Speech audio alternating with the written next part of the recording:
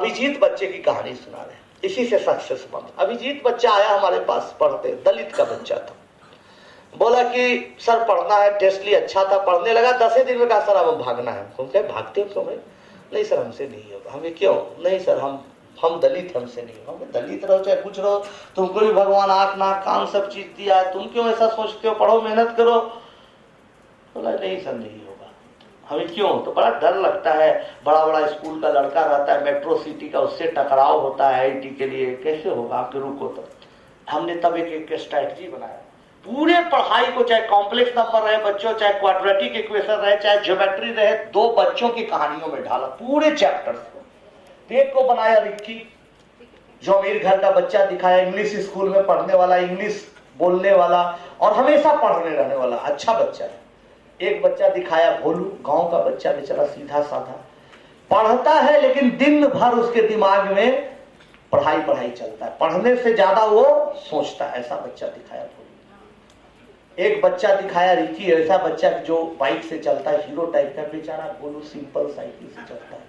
ये pizza, hot dog, chowmein वगैरह खाता है, ये बेचारा दाल भात सब्जी कॉर्न से ही काम चलाता है। हाय हेलो बोलता है, ये भारतीय संस्कार के अनुसार प्रणाम करता है। फर्क दिखाया। लेकिन जब एक सवाल आता है IIT का, तो सबसे पहले इसका सॉल्यूशन तुरंत देता है रिक्की, और भोलू का मजाक उड़ाता है कि यार तुम क्या पढ़ते हो, क्या बनाते हो, देहात के स्कूल से आए हो, कोई कोचिंग नहीं है, देखो हम सवाल को बना दिया, कितना अच्छा से तुम अभी तक नहीं बनाए हो। तब भोलू बोलता है देखो मुझे ललकारो नहीं, याद रखो कि हमेशा जो पढ़ाई होती है, विद्या जो है, वो ऐसे नहीं आती है कि तुम्हारे पास कितना पैसा, तुम कितना मेहनत करते हो। जिस सवाल को तुमने अभी बनाया, उसी सवाल का मैं एक नया सॉल्यूशन दे रहा हूं, दूसरा उसी सवाल का मैं तीसरा नया सॉल्यूशन दे सकता हूं, उसी सवाल का मैं चौथा नया सॉल्यूशन दे सकता हूं, उसी का मैं 5वां दे सकता हूं, उसको जनरलाइज कर सकता हूं। बता तू हीरो है या मैं हीरो? ऐसे करके बच्चों, हर बच्चे को लगता है कि मैं भोलू बन गया, और हर बच्चा चीजों को बनाता है, बेहतर बनाता है। जैसे अभी देखिए, हम जस्ट बात में है तो कुछ बता दे। हर चीज पढ़ने के लिए काफी जरूरी है नए नए आइडिया आना चाहिए। नए आइडिया कैसे आए? कोई प्रश्न बनाइए, जैसे अभी एक क्वाड्रेटिक इक्वेशन आपका था, कोई क्वाड्रेटिक जो चल रहा था, हम देख रहे थे आइडेंटिटी कब होगा, तो A = 1 आंसर था जब कोफिशिएंट सब 0 होगा। कोई सवाल देखिए तो आप सबसे पहले उसके कॉन्सेप्ट को अच्छा से पढ़िए। हम इसलिए बोल रहे हैं कि क्वेश्चन आंसर सेशन का टाइम है नहीं, तो बहुत चीज ऐसे ही बता देते हैं बच्चों। था आपसे डिस्कशन, लेकिन अब टाइम ज्यादा हो गया, निकलना भी हमको, इसलिए अभी ही कुछ बात टिप्स दे देते हैं। तो अब देखिए, उसके गहराई तक जाइए, उसके हाउ एंड व्हाई को समझिए। जैसे आप 28 और 38 को ऐड करते, कभी सोचा है कि जब ऐड करते 8 8 16 का 6 बाकी 1 अगले लाइन में क्यों जोड़ते हैं? 28 और 38 को जब मल्टीप्लाई करते तो पहले 8 से करते हैं, जब 3 से करते हैं तो फिर एक घर हट जाते हैं, फिर करते हैं, मान लो बड़ा नंबर आता है, एक कॉलम हट जाते हैं, फिर उसको जोड़ते हैं। ऐसा करने से क्यों मल्टीप्लाई होता है? हाउ एंड व्हाई सोचना। एरिया ऑफ ट्रायंगल क्या होता है? Half into base into height होता है, लेकिन क्यों होता है? ये तो हर चीज का हाउ एंड व्हाई जाने। जब हर चीज का हाउ एंड व्हाई जानिएगा, तब आपके पास नए नए आइडिया आएंगे। एक ही सवाल को आप कई ढंग से बनाइएगा। आने पर बड़ा अच्छा लगा। सबसे अच्छा क्यों लगा? क्योंकि यहाँ मैथमेटिक्स का माहौल देखा। मैं वादा करता हूं कि अगले साल मौका निकालूंगा, और आप लोगों में से जो विद्यार्थी आएंगे, मैं 1.5 घंटा का टी ब्रेक देके 2 मैथमेटिक्स का क्लास लूंगा, और मैथमेटिक्स पढ़ाऊंगा, और ज्यादा मजा आएगा। कैसे सोचा जाए, तो मैंने 2-3 लाइन में बोल दी। बहुत अच्छा लगा आप लोगों से बातचीत करके। सोशल इम्पैक्ट भी है। रूप जैसा लड़का, बहुत सारा लड़का जब भी छुट्टियों में जाता था, IIT में था, अभी भी तो पढ़ाता है बच्चों को, बताता है, अवेयर करता है। और 4 बातों को मैं और चलते चलते बचाना चाहता हूं आपको, जिसको जीवन में याद रखिएगा। और अगर इसको अभ्यास करते हैं और 1 साल बाद फिर मुलाकात होती है, तो आप देखिए कि हम में चेंज आया है। 4 बातों को याद रखिएगा। सबसे पहली बात है बच्चों, वो सबसे पहली बात क्या है भाई? सबसे पहली बात है कि आपको सफलता के थ्रस्ट होना चाहिए, ट्रेमेंडस थ्रस्ट, प्रबल प्यास होनी चाहिए। हमेशा IIT करना है, मेडिकल करना है, पॉलिटिशियन बनना है, स्पोर्ट्समैन बनना है, उसी के दिन रात उसी के बारे में सोचना है। सुबह उठे वही ख्याल, दिन में वही ख्याल, खाना खा रहे वही ख्याल, खेल रहे हैं वही ख्याल कि हमको इस गोल पर पहुंचना है, इतना ख्याल होना चाहिए। एक बार इसी तरह सेमिनार में थे, एक बच्चा बोला कि मैं इस साल IIT तैयारी कर रहा हूं, क्या करूं कि मुझे पता चल जाए कि मैं इस साल IIT कर रहा हूं, कौन टेस्ट सीरीज दूं?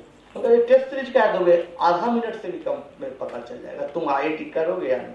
वे कैसे, तुम IIT की तैयारी करते हो, क्या तुम सुबह उठते से लेकर शाम तक, रात तक, सोने वक्त तक दिन भर मैथमेटिक्स, फिजिक्स, केमिस्ट्री, फार्मूला, ये प्रॉब्लम, ऐसे सब ये चलता है कि कोई दूसरी बात चलती है? अगर सिर्फ पढ़ाई लिखाई की बात चलती है तो समझो कि तुम सही रास्ते पर हो।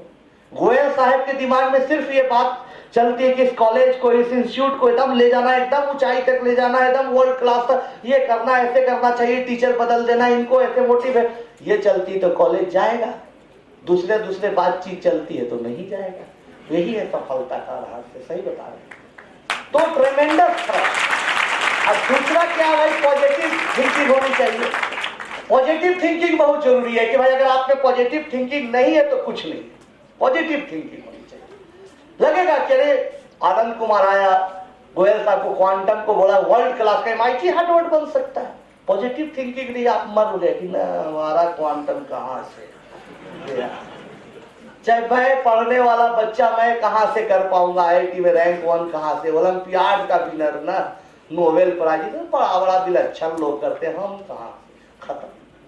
पॉजिटिव थिंकिंग काहे नहीं कर सकते भाई? कलाम साहब एक नाविक का बेटा हो कितना बड़ा आदमी बन सकते हैं। दुनिया में एक से एक मिसाल है, सुपर 30 के बच्चे मिसाल है, इतना अच्छा। वही अभिषेक जिसकी कहानी सुना रहे थे, जो दरबान का काम कर रहा था, अभी लंदन में वो सॉफ्टवेयर इंजीनियर है, IIT खड़गपुर से पढ़ाई करके। तो ऐसा हो सकता है, अभी हो सके कि अगला 10 साल 15 साल में सुनिए कि कोई नोबेल प्राइज विनर है हमारा स्टूडेंट। तो चाहत होनी चाहिए, पॉजिटिव थिंकिंग होगा, क्यों नहीं होगा। थोड़ी है हम पहला आदमी की इस तरह से कर रहे हैं, बहुत लोग ऐसा किया है, नहीं भी जो काम कोई किया वो भी हम कर सकते हैं। तो ये होना चाहिए पॉजिटिव थिंकिंग। अब तीसरी बात क्या है भाई, कंटिन्यूअस हार्ड लेबर, जिसको हम लोग हिंदी में बड़ा अच्छा शब्द देते, अथक प्रयास, अथक परिश्रम, बिना थके हुए लगे रहो। कभी भी हम भी थकते हैं तो हम वही सोचते नहीं, थकना नहीं है, काम करते चले जाना है।